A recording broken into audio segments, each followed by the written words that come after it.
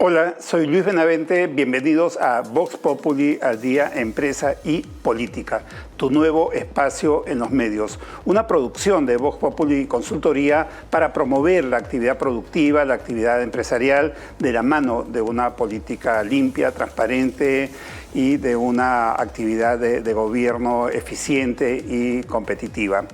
Comenzamos como siempre con nuestro bloque de infografías y números y hemos creado un eslogan. Una infografía vale más que 2000 palabras, porque dicen que una imagen vale más que 1000 palabras, nosotros decimos que un número vale más que 1000 palabras, por lo tanto una infografía vale más que 2000 palabras, porque es imagen y es número, y los números tienen muchas fuerzas, más aún cuando son comunicados con nuestras infografías. Hoy tenemos números, infografías respecto al acceso a Internet, comercio electrónico y algún tema polémico que puede surgir ahí. ¿Qué pasa con la primera infografía? Mostramos el acceso a Internet. En este momento, de acuerdo con INEI, en el reporte trimestral sobre acceso a tecnologías de información y comunicaciones que viene haciendo esta importante y prestigiosa entidad del Estado peruano, el Instituto Nacional de Estadística e Informática, desde el año 2005, desde hace 18 años nos da números sobre acceso a Internet y tecnologías de información y comunicaciones, telefonía, etcétera, etcétera, etcétera, ¿no? En el último informe, que corresponde al último trimestre del año pasado, registran un acceso de 73,3% de peruanos mayores de 6 años son los que tienen acceso a Internet. Este número subió mucho con la pandemia. Obviamente en la pandemia pues todos nos encerramos y todo lo que tenía que ver con el hogar tenía que ser potenciado.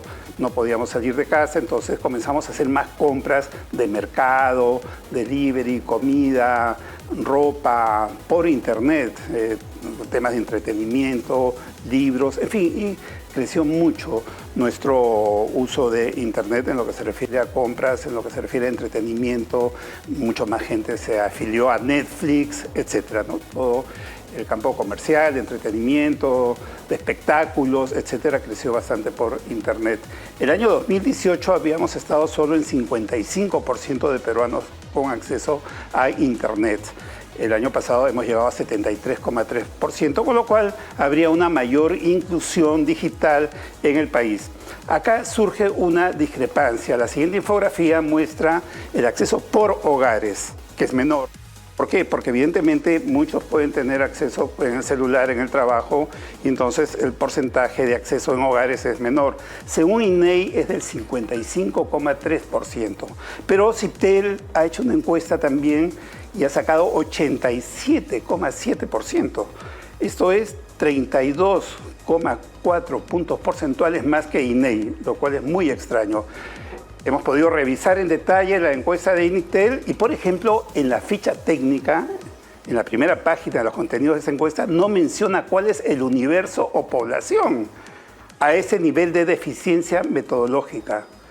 15.500 encuestados han gastado una fortuna o una pequeña fortuna en hacer esa encuesta, cuando INEI ya la hace. Entonces, eso es algo muy raro. Personalmente no veo esta encuesta de OCIPTEL de manera transparente. Asociamos o vinculamos este hecho también a una decisión del Congreso el año pasado de trasladar los reclamos de telecomunicaciones que eran competencia de ser atendidos en Indecopi y por esa ley lo pasaron a OCIPTEL. Muchos critican a OCIPTEL porque puede estar bajo influencia de los organismos a los cuales tiene que regular. Y lamentablemente hemos criticado a organismos reguladores porque en el Perú, lamentablemente, muchas veces los reguladores terminan siendo regulados por los regulados. Llámese lobbies. Entonces, ahí hay algo muy extraño de una encuesta que, por último, debió ser pedida a INEI, no a una encuestadora que nadie conoce. En fin, hay suspicacias sobre el tema y creo que a pesar que es una encuesta del año 2021, OCIPTEL debe aclararlo porque debe generarse confianza en este tema, ¿no? Decir que hay 55 en INEI y 87% de peruanos con acceso a Internet a nivel de hogares es una discrepancia demasiado grande. La siguiente infografía muestra el acceso a Internet por zonas geográficas. Vean, ¿cómo estamos comparando el año 2008 con el 2022? ¿Qué ha pasado en 14 años? En Lima subió el acceso, voy a redondear, de 48% al 87%.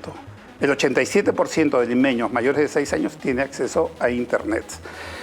El resto del Perú urbano se subió de 36 a 78%, un aumento considerable, más que se duplicó en 14 años.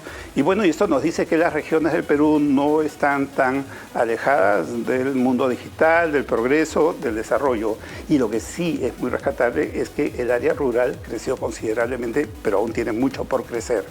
De 9% se subió al 43% el acceso a Internet. Esto es una buena noticia. Y todo esto acá no solamente es el hecho de tener acceso, sino que tiene que ver con el mundo productivo, el mundo de las empresas, este espacio tan importante que nos interesa en este programa. A la vez, mostramos en la siguiente infografía el número de líneas de telefonía móvil activas. Un comparativo del año 2006 al 2022, y lo hacemos corto. El año 2006 había 8.800.000 líneas activas en telefonía celular en el Perú. El año pasado ha habido 41.600.000 líneas activas, 1,2, 1,3 líneas por persona en el Perú, de tal manera que esto muestra el acceso a telefonía celular de una manera muy clara. Es probable que en muchas zonas donde no hay todavía conexión de telecomunicaciones o en algunas zonas de extrema pobreza no hay telefonía celular, pero sí ha avanzado mucho. Entonces, si hay acceso a Internet, si hay telefonía celular y si ha habido encierro con la pandemia, por lo tanto, aumenta la cantidad de comercio electrónico. Es susceptible que esto aumente. Y la siguiente infografía nos muestra el total de comercio electrónico del año 2010 al año 2022. Vean, el año 2010 hubo comercio electrónico por 427 millones de dólares en Perú. El año pasado, el año 2022, esta cifra aumentó a 12.100 millones de dólares, un aumento increíble. Del 2020 al año 2022, en solo 2 años, se subió de 5.000 a 12.100 millones de dólares. Entonces, esto es un porcentaje bastante importante. Estamos hablando aproximadamente algo más del 5% del PBI en comercio electrónico. Quiere decir que los peruanos estamos ya con el chip del comercio electrónico y esto tiene que seguir siendo creciente. Esto es obviamente una gran oportunidad para empresas de todo tipo, desde pequeñas empresas, de pequeños emprendedores, hasta grandes industrias, grandes comercios, grandes empresas que tienen más opción con el comercio electrónico y con todos los beneficios que este significa para los productores, los consumidores, para toda la cadena de producción y consumo. Esa es la infografía sobre comercio electrónico en el Perú, que ha dado un gran salto y está vinculado al acceso a Internet y está vinculado a las necesidades de los peruanos de estar más al día en el uso de la tecnología. Y ahora pasamos a nuestro siguiente bloque, la entrevista de la semana. Hoy tenemos un invitado de lujo, tenemos a un peruano que es una gran figura de la actividad política, empresarial, gremial.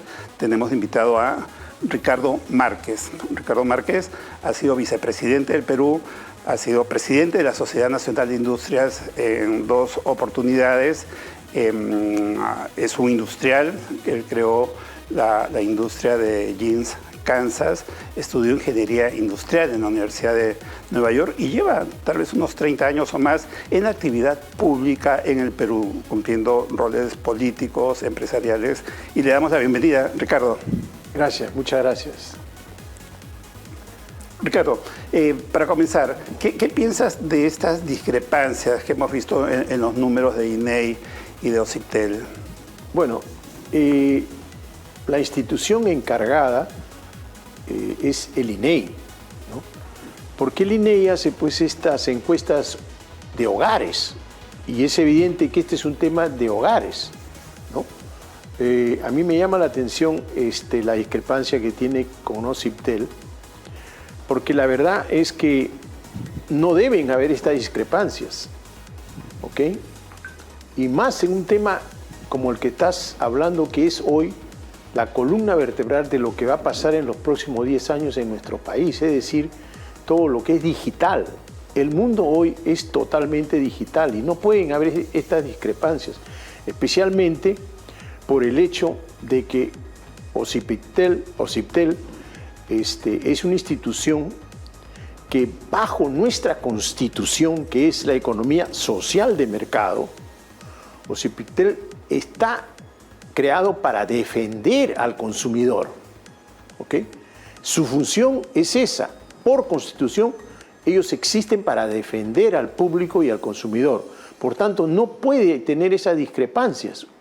Una entidad que es defensora de los derechos de los consumidores, porque nosotros vivimos en una economía liberal, económicamente liberal, libertad económica, pero también tenemos la defensa del consumidor, y en este caso yo realmente pienso que Ociptel tiene que revisar bien sus números y entrar a Creo que es un tema que debe ser aclarado. El Perú debe tener una respuesta a esta duda que surge. Esperemos que no haya un gato encerrado, ni un tigre encerrado detrás de esto. Pasando ya a temas de la economía peruana, Ricardo, ¿crees que es momento de reducir el IGB? ¿Crees que es momento de reducir el impuesto a la renta? ¿Eso puede ayudar a un aumento de las inversiones en el Perú, a un aumento de la formalización? Mira, empecemos por las inversiones, ¿ok? Nuestro país en los últimos 23 años ha tenido aciertos en lo que son inversiones en minería, que son inversiones en la agroindustria, sectores que de una u otra manera han sido guiados, por no decir, dado los incentivos que han recibido, ¿no? Y también ha sido apoyado todo lo que es la parte financiera, ¿ok? Entonces, siempre en el Perú, en estos 23 años, han existido mecanismos que atraen la inversión, no solo nacional, sino extranjera. Y hoy el mundo vive una nueva realidad. Los alemanes se atreven a decir de que ya no estamos en la globalización 1, sino ahora estamos en la globalización 2.0. ¿Por qué? Porque la globalización 1 trajo la creación de empleo a todos los países que estaban en un libre mercado, ¿ok? Todos los países del mundo, cuando ha habido la globalización, han creado empleo. ¿Y qué ha sucedido ahora? Que cuando tú tienes que Estados Unidos prohíbe, ¿no?, que se puedan vender los chips a la China para que puedan ser terminados allá, ensamblados. Y no solo eso, sino que después a los carros hechos, en Estados Unidos le dan a cada consumidor $7.500 para la compra, y tiene que ser hecha ese incentivo, el que tiene que ser hecho en Estados Unidos. Es decir, hoy estamos viviendo una globalización 2.0 porque hoy hay unas diferencias en el liderazgo tecnológico, ¿no? Y entonces ya no es lo que estoy hablando de incentivos. Ayer en el Financial Times ha salido bien claro de que Francia está dando también los mismos incentivos y otros incentivos a empresas para que no se vayan a invertir a Estados Unidos, sino se queden en Francia. Lo mismo ha hecho una empresa de baterías sueca, que se ha ido a Alemania y le ha pedido los mismos incentivos que da Estados Unidos, y han hecho su planta en Y respecto a incentivos, Ricardo, volviendo a la pregunta, A ver, muchos consideran que las inversiones en Perú están estancadas. Fernando Sillonis hace pocas semanas en ese programa decía que no debe ser un éxito, no debe ser motivo de alegría un crecimiento de 2, 3% cuando podríamos estar en 6, 7, 8%. De otro lado decía, en el BCR hay dinero, hay mucho dinero, que con tanta exportación, y ha habido 50% de crecimiento de exportaciones, importaciones del año 2020 a la fecha en Perú, hay más dinero en caja, ¿no? Y que eso podría significar que si el dinero pasa del BCR al consumo, eso podría ayudar a reactivar más la economía, ¿no? Pero también que podría ayudar a promover más inversiones. Por eso la pregunta, ¿no crees que es momento de reducir el impuesto a la renta, de reducir el IGB, de tener un impacto de ese tipo, o tal vez no es una medida necesaria? Mira, yo creo que primero hay que arreglar el tema de la pequeña empresa, ¿ya? ¿Por qué? Porque el 60% de la inversión en el Perú, 64%, la hace la pequeña empresa, esa peluquería, esa ferretería, ese restaurante, y esto es una realidad, ¿no?, que nosotros manejamos en la sociedad industrial porque tenemos contactos con los bancos y ellos nos han certificado que el 64% de la inversión en el Perú es de la pequeña empresa, que es el 99.4% de todo lo que mueve en términos de realidad. 60% en términos de empleo, formal e informal. Entonces, aquí hay 4 regímenes, ¿ya?, que ya desde hace años, cuando nos llamó a nosotros Salvador del Solar a ver una propuesta de macrocónsul financiada por la Cámara de Comercio de Lima, donde precisamente los 4 regímenes se ponen en uno, ¿ok? Y nosotros la aprobamos, ¿me entiendes? La aprobamos nosotros, pero no se hizo. Y hoy en el Congreso no le dan las facultades para esto. Entonces yo creo que el gobierno tiene la responsabilidad de unificar ¿cómo se llama?, el pago de los impuestos, ¿me entiendes? Eso es algo muy importante para la pequeña empresa. Digamos que habría una serie de elementos de políticas públicas para promover la formalización, para resolver los problemas de las pymes, de las pequeñas empresas, por la importancia que significan Tú lo estás en la diciendo. economía peruana, y también para la gran inversión, ¿no? Sí. Porque todas estas La cosas gran son inversión, complementarias, ¿no? Ahora, ¿cuáles serían en general para ti las principales medidas que hay que tomar para lograr un despegue de las inversiones, de la gran empresa, de la mediana empresa, de la pequeña empresa, de los emprendedores? Ya te he dicho que uno de los temas es este, ¿no? Después está en que el que invierte en pequeña empresa tenga 3 años de acompañamiento, ¿no?, para que se pueda ubicar dentro del mercado. 3 años en los cuales sería un acompañamiento no solo de capacitación, sino también de ver los impuestos, ¿no?, que técnicamente ni los pagan, ¿me entiendes? Entonces, ¿qué sucede? Los 3 años tiene que acompañarse a la pequeña empresa, porque la pequeña empresa y la microempresa más que nada le aplican los mismos regímenes que le hacen pues a un banco o a una empresa grande. Sí, acá ese es un error garrafal que nadie lo quiere arreglar. Por otro lado, la pequeña empresa tiene que ver algunos regímenes que puedan tener una participación en lo que es el refinanciamiento de su deuda, un reactiva más realista, porque lo que ha sucedido que hoy la microempresa tiene una participación en el sistema financiero del 6%, cuando antes de la pandemia lo tenía en más o menos 35 a 40%. O sea, la pobreza se ve ahí, porque esas empresas ya no existen, ya no están operando o están operando de una manera en la cual porque la mayoría de la gente que está en ese sector es para ponerse su propio trabajo. Digamos que hoy en día hay, de alguna manera, por decirlo de alguna manera, un déficit de manejo de políticas públicas para promover la actividad empresarial en el Perú. Estoy entendiendo eso, ¿no? Hablando ahora de la gran empresa, ¿cuáles serían para ti, Ricardo, las principales barreras que enfrenta la gran empresa para poder tomar mayor impulso? Yo he estado hace semanas que me invitó la Embajada Americana en un evento que se llama Summit USA, ¿no? Que en buen castellano es todas las agencias por decirte, de Nueva York, de California, de Texas, de todos los estados, ellos tratan de atraer inversiones a Estados Unidos. Cada estado, con diferentes leyes, todos te ofrecen incentivos. Y por decirte, Nueva York, que estaba viendo, era el tema de los chips. Lo mismo Illinois, aquí está Chicago y todo esto, también hacía inversiones para los chips. Todos te dan incentivos para que te instales en el estado, ¿me entiendes? Aquí, y te he dicho ya lo que pasa en Europa.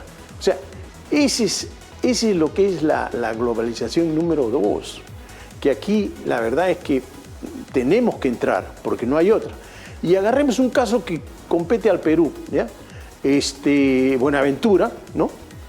Ha propuesto en una feria alemana hace menos de 15 días para hacer no solo la exportación del cobre así en bruto, sino convertirlo en cátodos de cobre, ¿ok? O sea, una refinería, y de esa manera dar un paso a lo que es ya la industrialización de nuestra minería, ¿no? Entonces, ¿qué sucede? Esto es evidente de que necesita un trabajo del gobierno, de este gobierno, y de autoridades de gobierno de Alemania y de la Sociedad de Industrias de Alemania y de la Sociedad Nacional de Minería, ¿no? Para tratar de apoyar este gran proyecto que se necesita en el Perú para que de esa manera, una vez que vengan los alemanes aquí a invertir, pueda jalar más empresas que ya no están yendo a China. Ojo, el mundo ha cambiado. Te doy una estadística, ya que hablas tú de estadísticas.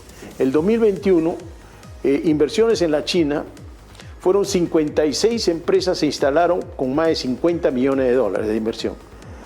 En el 2022 se han instalado la mitad de empresas en la China, ¿ok?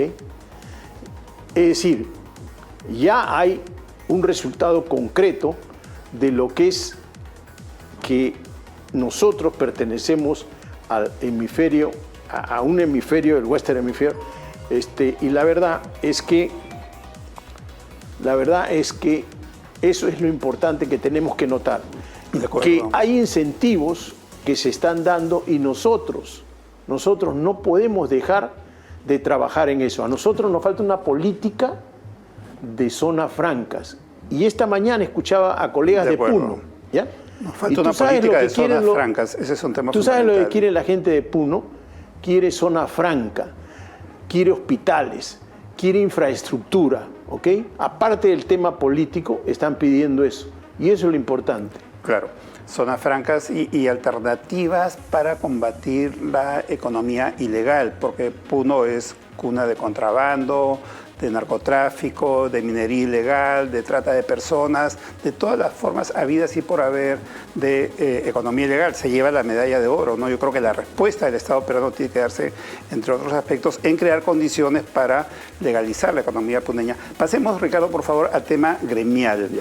Hace menos de un año has terminado un segundo periodo como presidente de la Sociedad de Industrias. Pudimos observar que hubo mucha apertura, le diste mucho dinamismo durante tu gestión a la Sociedad de Industrias, incorporando, por ejemplo, mineras como Sauder, que no estaba en la Sociedad de Industrias, petroleras como Petrotal, que es la principal petrolera en el Perú. Empresas de gas también.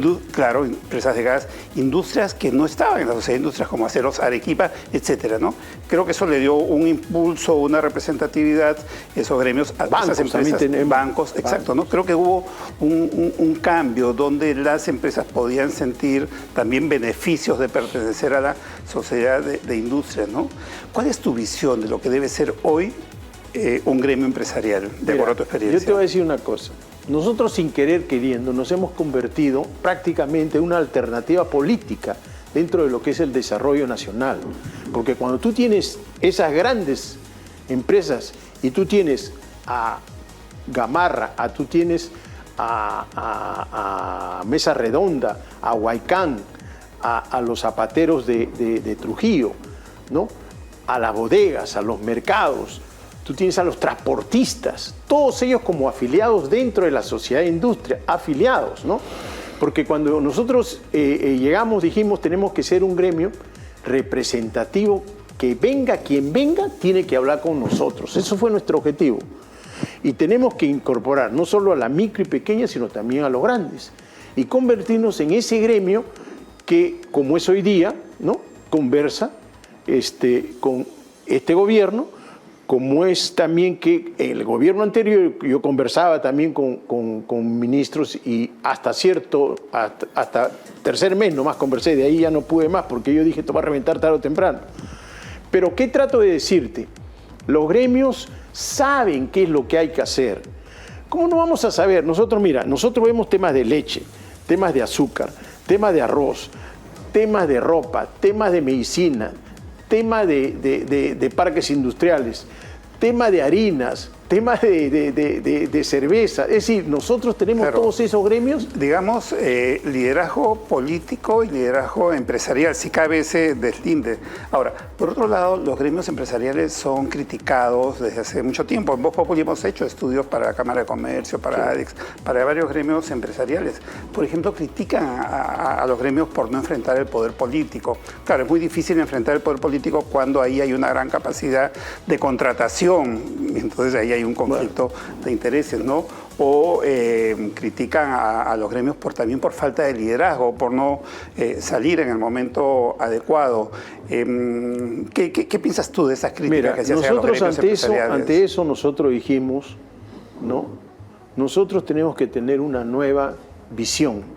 Y la visión de la SNI es la visión del emprendedor que sale de abajo y es el que llega, pues, como ha llegado colegas nuestros como Topitop, que son empresas que tienen 20.000 trabajadores y nadie lo sabe, ¿no? Tenemos que decir, esta es la empresa peruana, porque esto es el Perú. ¿Qué cosa es el Perú? Mira, el Perú es el peruano inmigrante dentro de su propio país. Es decir, en los años 60, cuando hubo todos estos problemas que todos conocemos del terrorismo y antes, ¿no?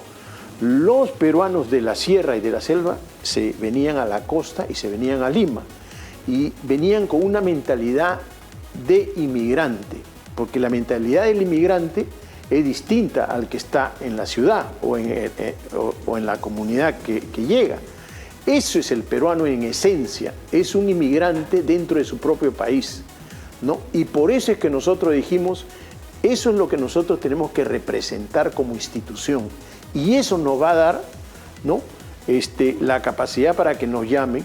Y en términos de criticar y de aportar, te puedo garantizar, porque un día un señor vino y me dijo, ustedes no han defendido. Yo le saqué todas las páginas en primera página en gestión y en los otros periódicos, cuando nosotros fuimos los primeros en decirle a Castillo que nunca íbamos a permitir que se expropie a ningún sector del Perú. Porque se hablaba, pues, de las grandes minas, se hablaba de... Nosotros no estamos de acuerdo con eso, lo dijimos, y está ahí en los periódicos.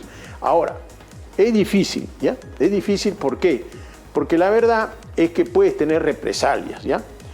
Pero, ¿qué te digo? Que nosotros ya sabemos cómo manejarnos, ¿no? Y por eso es que tú ves ahora el nuevo presidente de la SNI, ¿no? Mi amigo Jesús Salazar, que sale y habla y dice lo que tiene que decir, ¿no?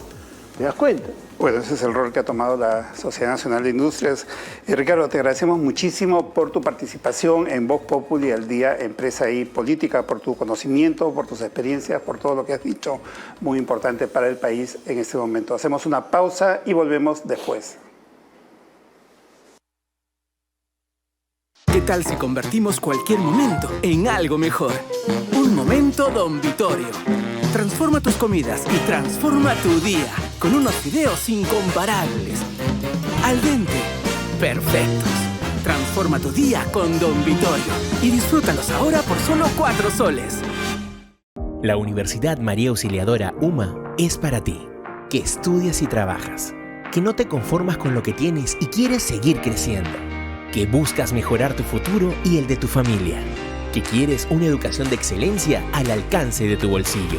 Además de nuestra maestría en salud pública, ahora aprovecha nuestra nueva maestría semipresencial en Administración de Empresas MBA, con formación en emprendimiento y manejo de empresas familiares, y elévate al siguiente nivel de tu carrera profesional. Estamos licenciados por SUNEDU. Anímate y únete a nuestra gran familia. Las inscripciones están abiertas. Inscríbete hasta el 31 de mayo y aprovecha nuestras promociones vigentes. Infórmate llamando al 389-1212, por WhatsApp al 98288-7246 o en uma.edu.pe. Sé parte de la Universidad María Auxiliadora UMA y sigue creciendo. En aquellos momentos de la vida en los que no hay consuelo, nosotros estaremos en cada detalle, cumpliendo los deseos de sus seres queridos para lograr la tranquilidad eterna. Renacer Crematorios, desde hace más de 20 años brindando servicios de cremación. Para más información, contáctenos al WhatsApp 949-607-972 o ingrese a nuestra web www.renacercrematorio.com. Pregunte por nuestros paquetes de cremación desde 3,000 soles.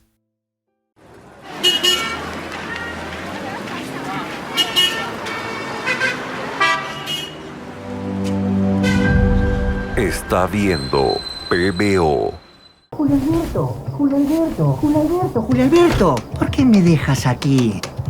Date cuenta, mira, ahorra en la supercuenta. Date cuenta y ahorra en la supercuenta, la única que te regala 5,000 soles todos los días y 4 depas al año. Ya son más de 1,000 ganadores. ¡Date cuenta! Simplemente delicioso. Orquídea nace hace más de 30 años en Tarapoto con el objetivo de crear un producto de calidad con el mejor cacao del mundo.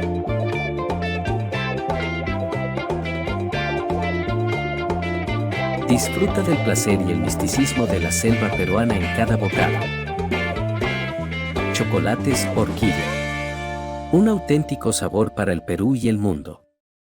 Desde los inicios de nuestra república, Maison de Santé ha velado por la salud de los peruanos. Hemos estado cuidando la salud de nuestros compatriotas por más de 155 años. En nuestras 3 sedes contamos con un prestigioso equipo de profesionales que nos permiten ofrecer servicios de atención médica de excelencia. Valoramos tu salud y la de tu familia. Es por eso que siempre estamos cerca para brindarte la mejor atención.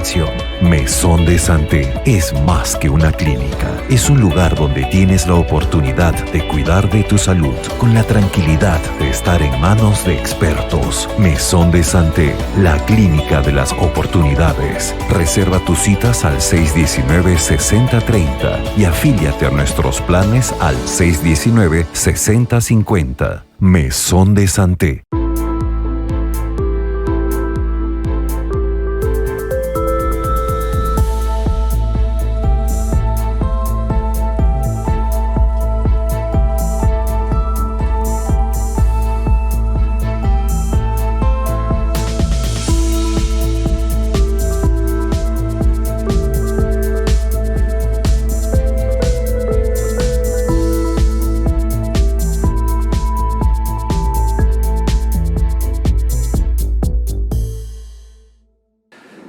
Soy Luis Benavente, estamos otra vez en Vox Populi al Día, Empresa y Política.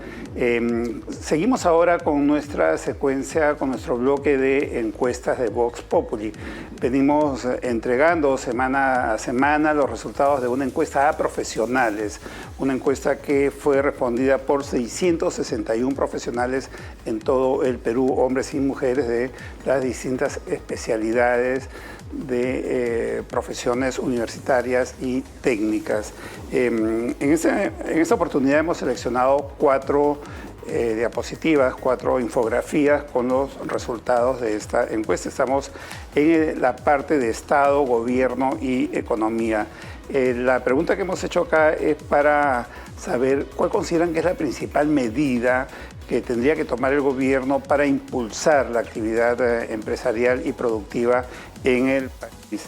Y bueno, un importante 41% de personas dicen que se trata de modernizar el Estado, fortalecer a las instituciones. Hay un tema pendiente de muchos años de reforma del Estado. El Estado peruano es muy deficiente en general en su gestión. En fin, es un tema que forma parte permanente de la agenda pública, siempre se habla de esto, y no se ha continuado la reforma del Estado. Creo que ahí hay un tema fundamental que debe ser atendido en un futuro inmediato y que debe ser no solamente en materia de acción del gobierno, sino debe estar en el Congreso, en los líderes de opinión, en los medios de comunicación, tratar ese tema, generar las presiones necesarias para que se dé un impulso a la reforma del Estado. Hay especialistas en el Perú que entienden muy bien esta materia y coincide con el reclamo, ¿no? La gran mayoría de personas encuestadas consideran que es necesario hacer esa reforma del Estado, continuar con la modernización del Estado, lo ponen en términos de modernización del Estado, para que se pueda impulsar la actividad económica y productiva. Las principales barreras que tiene la actividad productiva están en el Estado, que por un lado disfruta, goza de los impuestos que se generan en la actividad productiva, pero por otro lado pone todo tipo de trabas, barreras y mala gestión para impedir un normal desenvolvimiento de esta actividad. No entramos a detalles porque sería demasiado extenso. Otro punto, pero un segundo lugar a mucha distancia, con 11% es la estabilidad jurídica, ¿no? Creo que toda esta etapa de turbulencia política, de inestabilidad política, también se ha trasladado al campo jurídico, por lo menos en la percepción de muchas personas que consideran que puede haber cambios o se han dado algunos cambios que no garantizan una estabilidad que permita un normal desarrollo de las inversiones y la actividad productiva. Y en tercer lugar, con 10%, consideran que hay que promover más la inversión extranjera, cuando la inversión nacional es requerida en un 6%. Bueno, como sea, debe haber tal vez medidas específicas ad hoc para promover inversiones. A Ricardo Márquez le preguntábamos si consideraba que había que reducir impuestos como una forma de ayudar al impulso de las inversiones. No llegó a respondernos con exactitud si había que bajar o no impuestos. Hay quienes consideran que reducir el IGB, reducir la renta, sacar un poco, como Fernando Silloni, sacar un poco de dinero del BCR y ponerlo en el consumo, y por otro lado facilitar con otras medidas la inversión, puede ayudar a un mayor crecimiento. Y repito lo que decía Fernando cuando aseguraba que un 2-3% no puede ser de ninguna manera un éxito en el crecimiento del país, cuando ese podría ser mucho mayor. La siguiente infografía en la encuesta profesionales realizada por Vox Populi es sobre el nivel de participación que debe tener el Estado en la economía. Mucho, bastante, es algo que responde a un 36%, mientras un 64% dice poco o nada. 2/3 en contra de un rol muy importante del Estado y 1/3 a favor de un rol más activo del Estado, ¿no? Lo que sabemos es que el Estado debe cumplir su rol regulador y dejar que la actividad económica se dé por el libre mercado, ¿no? Y que este rol no signifique una barrera para el ejercicio de la actividad productiva, de la actividad empresarial, ¿no? Por cierto, entre quienes quienes creen que el Estado debe tener un rol grande, están también los marxistas-leninistas que todavía están pensando en economías estatales, ¿no? En realidad, esta es una minoría en el Perú. La siguiente es sobre el nivel de beneficio que ha dado al Perú la firma de tratados de libre comercio. Esto comenzó hace unos 20 años con el TLC con Estados Unidos, que fue en materia de bastante polémica en épocas del gobierno del señor Alejandro Toledo. Continuó de una manera muy intensiva en el gobierno de Alan García, donde se negociaron y se firmaron muchos tratados. Precisamente Mercedes Arauz, que fue nuestra invitada la semana pasada, fue la que dirigió el Ministerio de Comercio. En esa época fue la ministra de Comercio y promovió, actuó en las negociaciones y firma de varios tratados de libre comercio. Muchos consideran en un 86% que el beneficio ha sido mucho o bastante, es evidente, ¿no? Y sabemos que más del 95% del comercio exterior peruano es con países con los cuales hay TLC. Son un total de 22 países, pero que representan la mayor proporción de la economía mundial, como la Unión Europea, Estados Unidos de Norteamérica, China, otras economías asiáticas, Mercosur, en fin, tenemos varias opciones, ¿no? Desde el Tratado de Complementación Económica con Chile y la Alianza del Pacífico, que sufre hoy otro tipo de problemas. Y finalmente, la última pregunta para el día es el nivel de influencia de las empresas extranjeras en la economía peruana. Mayoritariamente, un 91% se considera que esa influencia es bastante grande. Lo dejamos ahí simplemente con ese resultado en seco. Y ahora pasamos a nuestra siguiente secuencia, a nuestro siguiente bloque, la sección de Manuel Romero Caro, Perspectivas Empresariales. Adelante, Manuel. Muchas gracias. Bienvenidos a Perspectivas Empresariales. El primer punto que quisiera tratar es un saludable retroceso del gobierno que va a generar efectos positivos en la economía. Ustedes recordarán que hace 3 programas en este mismo espacio mencionamos que el ministro de Energía y Minas tenía una doble posición.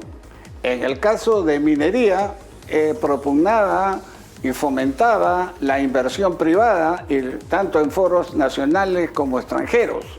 Pero en el subsector hidrocarburos estaba en una posición opuesta.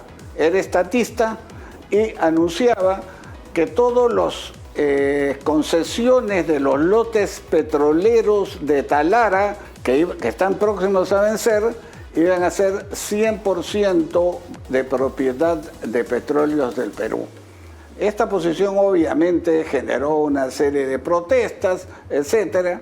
Y hace poco el gobierno anunció el retroceso. Anunció que Petroperú solamente iba a participar como socio en los lotes de Talara. Esto en realidad espero que se trate de una reflexión del gobierno y no una reacción frente a las presiones recibidas.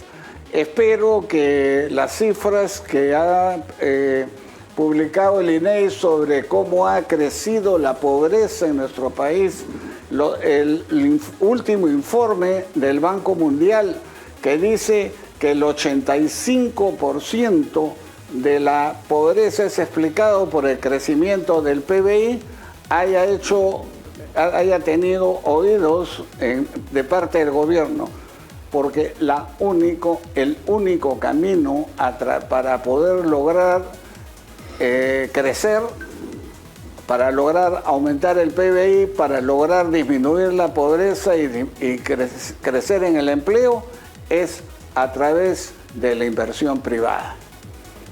Bien, un segundo punto que quería tocar es que a raíz del retorno del expresidente Toledo y su ingreso al penal de Barbadillo, se han reactivado una serie de procesos judiciales del caso Lava Jato peruano. El mismo caso Toledo, ha salido el juez Concepción Carguancho a decir de que ellos esperan que la etapa de comprobación judicial que está ahora, el caso de lavado de dinero del presidente Toledo, pueda terminar este año, e inclusive este año podría empezar ya el juicio oral al presidente Toledo. Bien, se ha acelerado también el caso de Susana Villarán. El fiscal ha acusado, ya ha presentado su acusación ante el juzgado por el proceso de lavado de activos al presidente Kuczynski, y la Interpol ha capturado al empresario Fernando Camet, que era el gerente general de JJ Camet de la constructora, socio de Odebrecht en el caso de la Interoceánica Sur. Este tipo de acontecimientos tienen que ver mucho con el tema de ética, con el tema de transparencia, con el tema de buen gobierno corporativo. Todos recordaremos que el caso de Odebrecht empezó cuando los bancos que debían de haber otorgado el financiamiento de mediano plazo, en el caso del gasoducto sur peruano, de lejos el proyecto más grande de Odebrecht, se negaron a entregarlo porque sus normas éticas le impedían. Bien, entonces estamos fuera de esto, ya un grupo de fiscales del equipo especial está pensando salirse, abandonar su responsabilidad que asumieron sin haberla cumplido, y van a haber pues, una serie de cuestiones y de procesos que se quedan en el aire cuando sabemos que Odebrecht no ha cumplido, que el acuerdo de colaboración eficaz fue un fracaso porque costó mucho y dio muy poco, y pocas semanas después de firmarlo, el portal ecuatoriano La Posta entregó toda la información de Odebrecht sobre muchísimos más proyectos que los 4 que estaban en el acuerdo de colaboración eficaz. En todo caso, ya sabemos que Odebrecht ha incumplido se le otorgó 524 millones, ustedes recordarán que le correspondían a la reparación civil, se las entregaron para que pueda cumplir con los acreedores que se habían quedado en el aire en el caso del gasoducto. Como no había financiamiento de corto plazo, los financistas, los que habían otorgado el financiamiento de corto plazo, se quedaron en el aire, lo presionaron al gobierno y el gobierno tuvo que sacar la nefasta ley 3737 que daba unas nuevas reglas de valorización que resultaban en un valor de la reparación civil muy, muy bajo, y le daban poderes a la Fiscalía para poder reducir a su solo criterio o inclusive condonar la reparación civil, y los resultados los estamos viendo en este momento. Bien, amigos, esto será todo y nos veremos la próxima semana. Muchas gracias, Manuel. Fue la columna de Manuel Romero Caro, Perspectivas Empresariales, en Vox Populi al Día, Empresa y Política.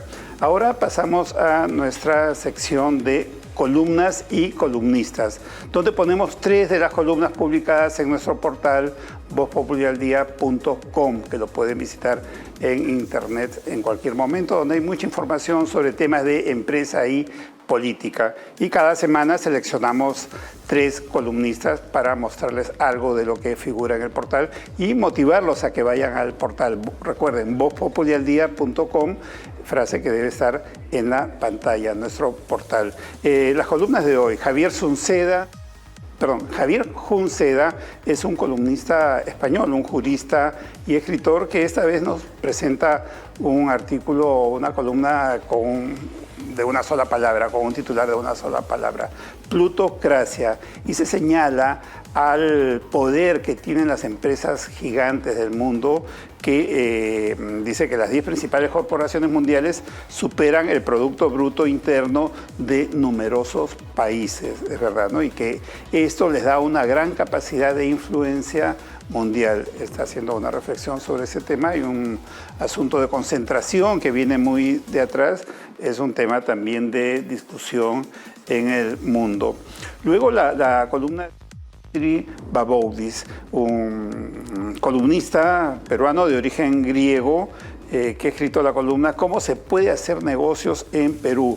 Él es un economista graduado en la Universidad del Pacífico.